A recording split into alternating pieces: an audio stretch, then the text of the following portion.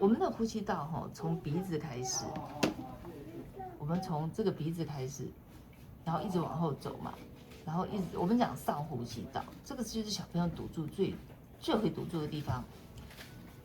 好，那鼻子的地方是硬的，中间是软的，然后下面的话胸骨的话也是软的，是硬的，所以硬的、软的、硬的，哪里最容易造成影响？其实是这一块。对啊，但是呢，鼻子其实很重要，因为如果鼻子吸气吸得很用力的话，这个地方就很容易造成一个负压，然后就把舌头吸到后面去了。我刚刚有讲说，他那个舌头会比较没地方放，因为他口腔太小嘛，所以你现在可以看到你如果这样看，你会觉得，这舌头怎么这么大啊？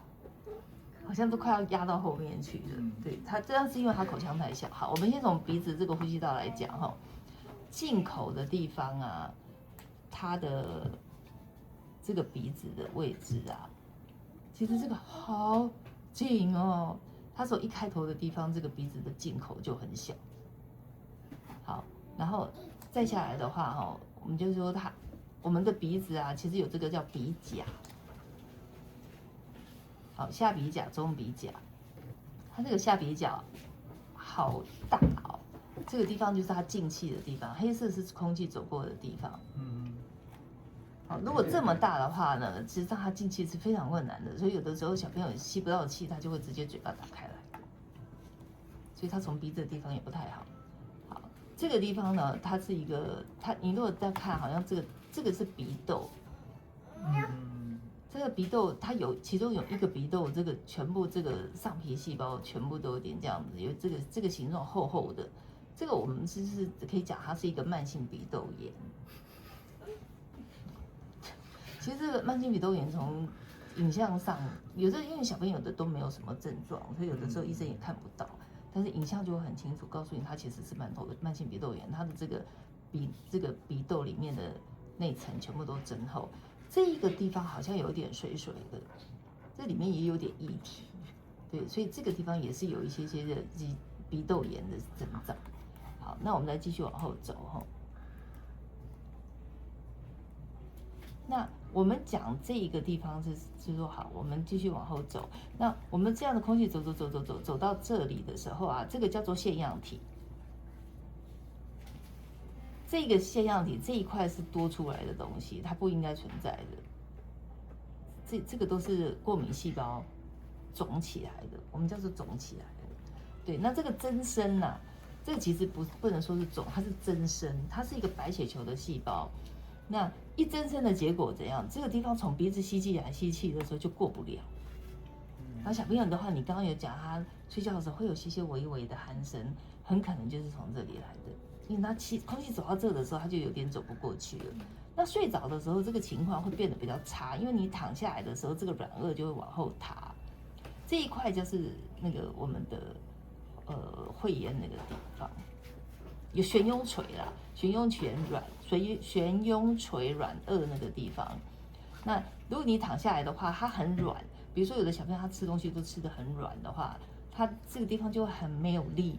睡着的时候有时候就稍微往后塌，然后加上他吸气又吸得很用力的话，它造成一个比较大的负压，这个就会这样塌上去，然后也是造成一个空气阻力的地方。它的软腭跟悬雍垂这个位置好长哦，这样整个这样垂下来，好像趴下来这样子，这个就是吞咽的时候没有训练。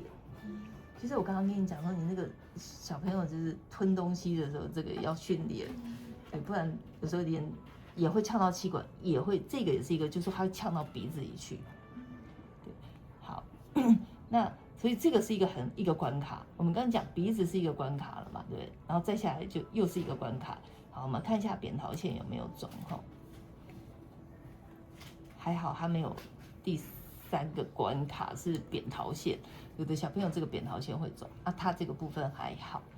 那但是你去看哦，我们这个就是我现在在剖面剖这里哈，这个就是我觉得它比较窄的地方。你有没有发现说，宽度还好啦哈？可是你有没有发现，如果我们呼吸道是一个圆形的话，如果它要是一个圆圆的形状的话，那它变扁了耶。有没有发现变扁了？刚刚有讲，舌头，你的舌头跑到后头去了，你去压迫你的呼吸道，那这个舌头为什么跑到后面？当然是舌头的能力不好，然后它也没有顶到最高的地方。舌头的舌系带太紧，它的舌头就顶不到上面去。然后那舌头的如果说口腔太小，舌头相对的空间太大，它也是会压到这里。对，那有的小朋友这边也稍微有一点点舌扁桃腺有点点过度增生也会，不过他看起来好像还好，他看起来主要就是那个口腔太小，舌头往后推的问题。所以他的呼吸道其实主要就是在鼻子跟这个腺样体的问题，还有舌头太退后，所以他其实呼吸没有很好，因为他卡了好几个地方。好，这个就是电脑断层看到的。